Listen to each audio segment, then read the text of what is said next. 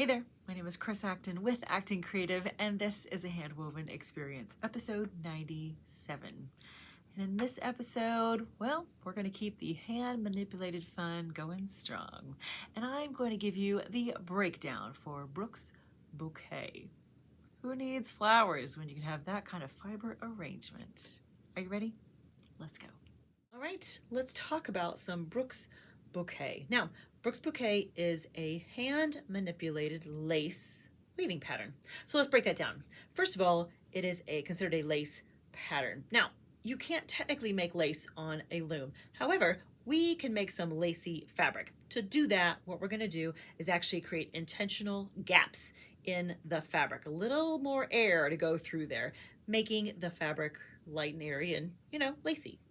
So let's talk about the hand manipulated parts. Typically, you would dress your loom, lift the shafts, toss your shuttle, and carry on. Well, for a hand manipulated pattern, all that kind of comes to a screeching halt. And you're actually just going to use your fingers and your weft yarn, and you are going to actually control little by little the gaps in the fabric. So it is not the fastest, my friends. However, the effect that you can achieve is really like nothing else. So it is worth just a little moment of slowing down to do some hand manipulated Brooks Bouquet. Now, it's called Brooks Bouquet, which is aptly named, I have to say, because when you think about a bunch of flowers, you are going to hold them together, right? Like you have some kind of a collar or something to keep them from sliding all over the place. So what we're going to do, what we're looking for in the pattern is we're going to use our weft yarn and we're going to wrap it around a bundle of warp yarns and draw them in. And then we're going to go to the next bundle and we're going to do the same thing all the way across the fabric. That's going to give us that lacy effect. And let's talk about how to kind of get ready to do some Brooks Bouquet. Now, in the previous episode 96, I talked about Lino, which is, I would say, a sister to Brooks Bouquet because they're both lace, they're both hand manipulated. But the techniques vary a little bit. In Lino, we actually went through and twisted the warp yarns over each other.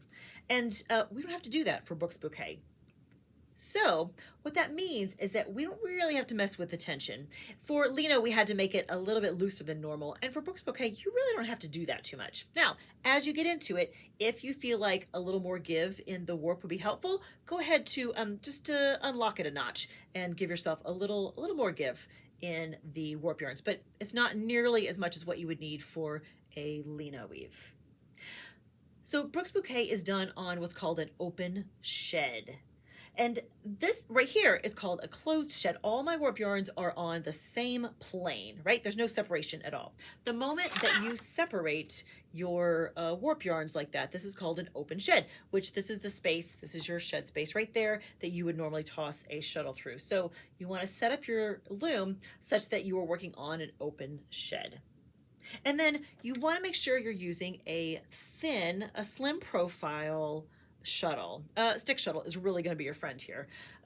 Just don't even bother with a boat shuttle or like a rag shuttle. They're just going to be too bulky for this because we're still going to have to kind of go over and around all of our warp yarns. So a stick shuttle, this is the tool to use. All right, so let's actually get to it. So because of the math in my project, I am going to use bundles of 3 for my Brooks Bouquet. So I'm going to start on the end right here, and I am going to basically just separate the first 3. I'm going to take my shuttle around like that. Now, the idea is that this yarn is going to wrap around that bundle, and then it's going to move on to the next. So here's how I'm going to do that. I am then going to...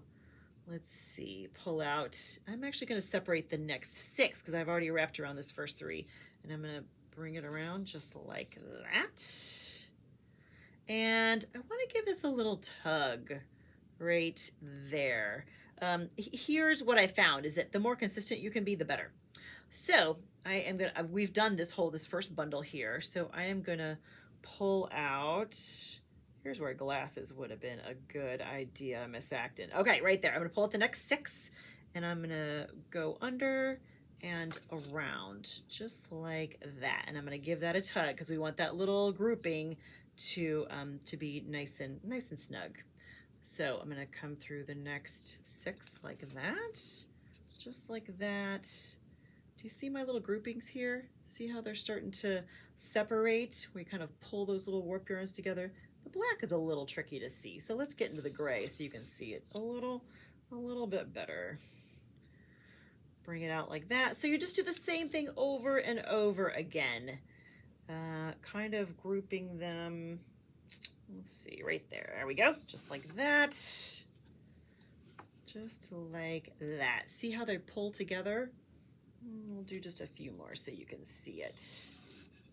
And then I'll bring in nice and close because that is where all of the action is in some Brooks Bouquet. All right, see how they're kind of pulling together like that? All right, I'm gonna finish up this row and I'll bring you in real close so you can really see what it looks like, and we'll get her done from there. So I just finished up our row of Brooks Bouquet. I'm gonna bring you in real close. Check out this close-up right there. See our little groupings? It's so fun, right? So after this, what you can do is kind of up to you. I am going to go into a couple rows of plain weave just to give it a little structure on either end. But if you want a lot of gaps in your fabric, go right into another row of Brooks Bouquet. That is your choice, right? That's part of the fun, is that you can choose to have a few gaps in the fabric, a lot of gaps in the fabric. That is all up to you. Something I would recommend, just like with the lino, is to include some floating selvages, because if you're doing your little Brooks Bouquet design element all the way to the edge, it's going to pull in those warp yarns like it's supposed to. However, you don't want your fabric to actually pull in that much. So just help yourself out and put a pair of floating selvages into your project to help your weft yarn go all the way to the edge. So just make life a little bit easier for you. So I hope that this has given you a little something to chew on. And if you haven't tried Brooks Bouquet, you can give it a go. The hand manipulated thing, there's a lot of fun to it, I promise you. All right, friend, I hope you have a great week. Happy weaving.